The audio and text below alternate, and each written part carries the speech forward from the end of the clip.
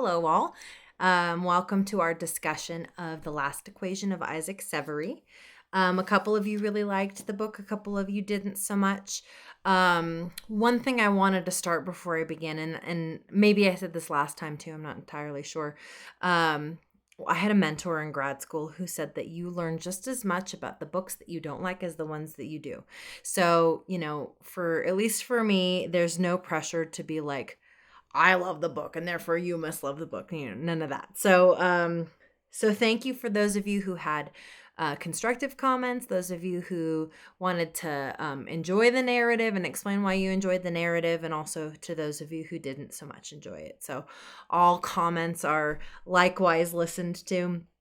Just like last time, I have some comments from you all that I would like to address that hopefully can kind of springboard some comments that I had wanted to address in this as well.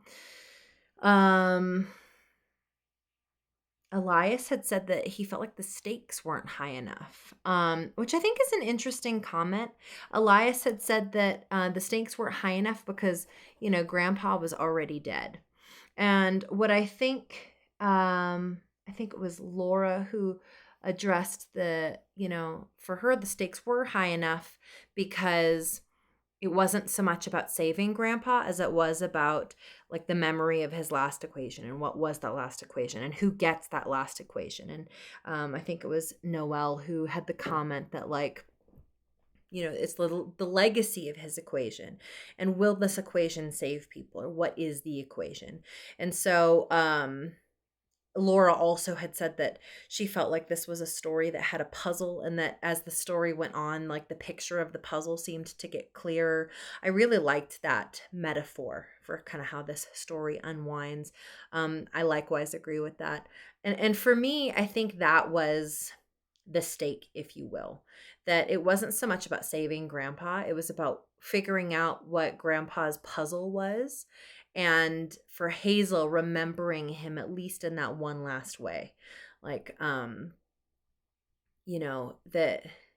a lot of their family members are like, I don't know, unrelatable. I think unrelatable was the word that a lot of you used, because they're like such brilliant mathematicians, right? These Caltech, California, incredibly brilliant mathematicians, that they were unrelatable, and that Hazel and her brother felt like others, right? They to use Noelle's word, they were dismissed. It wasn't that they were pushed away or anything. They just, were dismissed as others. And so so like, because Grandpa was like the one person who Hazel felt a relationship to in her family, other than her brother, of course. It's like this is like her last way of relating to him and like getting to know who he was. And I feel like that's very human. I mean, my grandmother, the one who I was the closest to, passed away last February. And I felt like as I was going through her things, I almost had this, like, I can understand how people have this sense of, I wish I had spent more time with them. Except I know that I spent a lot of time with her. But still, it's like, I think it's very natural to feel like you want to grow close to them, and this is, your last shot, if you will, to like get close to them and make a memory of these things that are theirs and how they arranged like the objects of their life. And so I think the effort of solving the puzzle for Hazel is very much an act of grief, or of grieving, of like going through that process of, processing and saying, okay, Grandpa's not going to be around anymore. Yeah. I like that Elias said that Hazel was very relatable. A lot of you found her to be relatable. And, she felt like she was an other. She felt like an outsider. She and her brother were clearly not mathematicians and clearly not as smart as everybody else. But that doesn't mean that she wasn't smart. I mean, she owned a bookstore. I mean, she was broke and owned a bookstore, but I mean, she owned a bookstore. It's not like she wasn't, you know, relatable, at least in like the um, neurotypical sense. So, and I think that's why, like, I found her sections to be the best. And I think it was Laura who said, like, as the puzzle got clearer, it made a little bit more sense why the story was structured as it was. But I found Hazel's sections to be very warm and very endearing and very relatable for me. I understood what was happening the most through her eyes. from the beginning. And, this very like what is happening kind of feeling like all the way through understanding kind of what happened, like having that. I think it was Laura who said like having some sense of resolution at the end, even if not all the pieces are tied up. And of course I'll get to the end in a bit. Noelle referred to the last equation like a gift, right? That was Grandpa's legacy, but it was also a gift, like who gets to have the gift. And in that way, it's very much like, the reading of the last will and testament, right? That somebody passes and you have to figure out what to do with their things and who is gifted, the inheritance. I also like that Noelle referred to some of the side characters as being likable, but that you don't trust them. And I think that's really difficult to do in fiction. I think that's one of the reasons I like this book, is that they seem very real in that sense.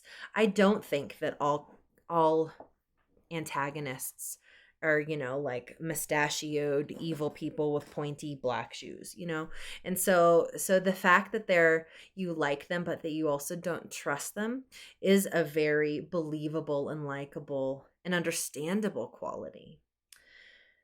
Back to like the relatability and who's telling what story at what point, Laura had the comment that Philip has intuition. He knows through his intuition at some point that the formula isn't going to work. And he has no mathematical background or reason for knowing that. He just knows it. And that I think is also kind of refreshing, that even though they're not these like inherent mathematical geniuses, that they also somehow, they have like their sparks of genius, if that makes sense. Like it might not be mathematical genius, but it's still genius, at least to some degree.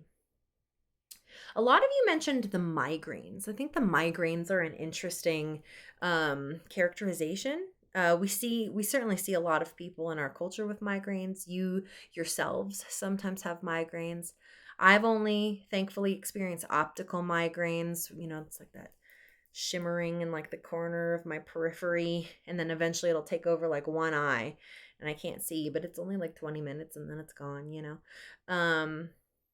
But I feel like there's a theme here. There's a metaphor. It could be pain. It could be the heredity of pain. It could be that there are some things in our life that we just endure. I was going to save this for the end, but I'm going to go for it. The fact Laura had mentioned that like not everything ties up in a neat little bow at the end. Like we have some satisfaction of the reader, but not entirely. And I think that's so realistic. I mean, and migraines is kind of where I was going with this, that I think that a lot of people I have a friend who really struggles with migraines, and she gets injections and she's on every medication on the market that's been tried. And sometimes she has peace for a month, 2 months, and then they come back and then they have to try something else. So there's a lack of resolution there. And I think there are some of like the smaller issues of the book that there's lack of resolution. And it likewise feels very human, right? I mean, we get the answer to the big mystery, right? That Isaac, yes, committed suicide, but like kind of like structured it in a way, where it was like kind of murder, but it was like I don't know, it was like a murder that he set up, which makes it like self-murder, which makes it suicide. You know what I mean? Like just very like interesting gray area. So we have some resolution as to what happened to him, at least. We have some resolution as to the mathematical equation, right? But there's no resolution for those who struggle with migraines. There's no resolution for, like some of the issues that Philip is dealing with, right? Hazel has this love interest who like, I think it was Noelle who said that she like unbelievably calls him again at the end. Well, unbelievably, because we don't really like it. I don't think it's a healthy or long-term relationship. But I also think that's kind of the point that Nova Jacobs is getting to, that there are some very believable paths in life that we choose that aren't neatly wrapped up like they are in literature. And kind of, I feel like it holds up a mirror to us. It holds up this mirror, like what are your expectations for fiction, and how are that different from the expectations that you have for your life or for the people in your life? Very interesting conversation. Not always a satisfying conversation, but still very interesting. And this conversation of like, what makes a good mystery, what doesn't make a good mystery. And I think so much of the mystery reading genre expects formula. They expect predictability. They, especially when it comes to something like a cozy mystery, and of course this isn't, but in a cozy mystery, like the knitter, who's the amateur detective, right? Can unpuzzle this mystery, and she's self-congratulatory because she's smart enough to figure this out, and then everybody goes back to their cute little predictable boxes, and there's funny little satirical jokes, and then they move on with their lives. And I would love it if that was real life. But it's so not. So I think Nova Jacobs is like, okay, how can we write a mystery that's a mystery but still reads like real life? So I guess the question for you all as readers is like, when you read a mystery, are you still expecting escapism, or are you expecting something that reminds you of kind of your more typical experience? I don't know. Interesting question. Laura mentioned that there was a red herring. I love that there were red herrings in this. I don't feel like red herrings happen enough in literature. I think they have happened. I think they're very common in a mystery TV show. I think they're very common in kids' mystery writing. I think it was Elias who mentioned the 39 clues, right? Red herrings are very common in that series. They're common enough for us to know what they are, but I don't feel like they're common in adult mystery reading. So I love that there was a red herring in this. Aaliyah had a question. Her question was, who writes the book club questions in the back of the book? What a great question. What's kind of interesting about this book, because Aaliyah's comment, I love the way Aaliyah asked this question. She said something like, it's the book club questions are written kind of like the questions that you would read in a class for a classic novel. But obviously this isn't a classic novel because it only came out like 2 or 3 years ago. The great thing about this book is, I guess I don't know, it's great for me because that was how I got exposed to this book. Is it was a Book of the Month Club read. And the Book of the Month Club is like this national subscription service. You pay $14.99 a month, and you get to choose from like, I don't know, 6 to 8 books every month, and like what everybody is reading, whatever. And then you select a book, and then they mail it to you. It's always hardcover. It's always like a book that has not quite been published, so you get it just a little bit before everybody else. And then you get this book club book, and it has like the Book of the Month Club stamp on it. And as far as like, I don't know, collectible books are concerned, some collectors consider them the most collectible because they have the rare Book of the Month Club stamp on them. Some collectors think that they are less collectible because to make it a Book of the Month Club selection is kind of like I don't know, it cheapens the collective quality. I don't know. I don't really care about collecting books per se, so I'm not as up to date on that kind of thing. But what's nice about the Book of the Month Club books is that they do intentionally, the editors write the questions because they intend for these to be reading selections. So Aaliyah's question was if Nova Jacobs wrote her own questions for the back of the book, and the answer is no. The editors do assemble those questions because they, the editors are the ones who ultimately select the 6 to 8 books for the Book of the Month Club, and then they write the questions to go with that. So really good question. I hadn't really thought of that as a question before, so well done. And then the only other thing that I wanted to address is the setting. I think that this book is really important for setting. Nobody really commented on it. I think it was Noelle who voiced that it was a Southern California book. And I don't know. I didn't really expect everybody to pick up on this, but it's very Southern California. Pretty heavy on Southern California references. There's some Hollywood references. There's some very heavy Alfred Hitchcock references. I don't know how many of you are familiar with Hitchcock's body of work. I enjoy that because I love Alfred Hitchcock. I think he's probably my favorite. I don't know, Hitchcock and Billy Wilder are two of my favorite directors in like film history of all time. And Hitchcock is very much like sure, mystery, but also like that thriller aspect of mystery, particularly books that aren't obviously like formulaic mysteries. Or I guess books is the wrong word. Films that are not formulaic mysteries. They're films that have, there's some mysterious component to it, but it's more about like the problem solving abilities of one amateur. Jimmy Stewart is usually the person who's figuring things out, or Cary Grant. If you haven't seen Hitchcock movies, I highly recommend you check some out. My favorite is Vertigo with Jimmy Stewart and Kim Novak. My second favorite is Rear Window with Jimmy Stewart and Grace Kelly. But really great movies. A lot of like attention to detail. I don't think any book can take place in Southern California without referencing movies or old Hollywood. So I do think that some of that is like, some of it's like setting the scene for California, and some of it's like, oh hey, this is a mystery too. And then for some of that setting the California vibe, I don't know if your copy had it, but inside my dust jacket there was a map of some of the LA places, like the restaurant, and like the tar pits was on, La Brea tar pits was on there. A couple of like really interesting old Hollywood, old LA locations.